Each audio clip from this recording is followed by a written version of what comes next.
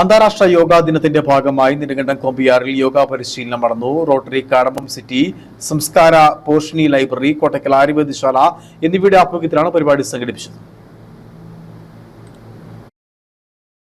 അന്താരാഷ്ട്ര യോഗാ ദിനത്തോടനുബന്ധിച്ച് നെടുങ്കണ്ടം റോട്ടറി കാടമ്പം സിറ്റിയുടെയും കോട്ടക്കൽ ആയുർവേദശാലയുടെയും കോമ്പിയാർ സംസ്കാര പോഷണി ലൈബ്രറിയുടെയും സംയുക്താഭിമുഖ്യത്തിലാണ് കോമ്പിയാറിൽ യോഗാ പരിശീലനം സംഘടിപ്പിച്ചത്.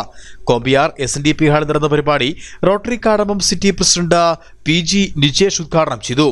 ലൈബ്രറി പ്രസിഡന്റ് N ഓമനക്കുട്ടൻ യോഗത്തിൽ അധ്യക്ഷനായിരുന്നു.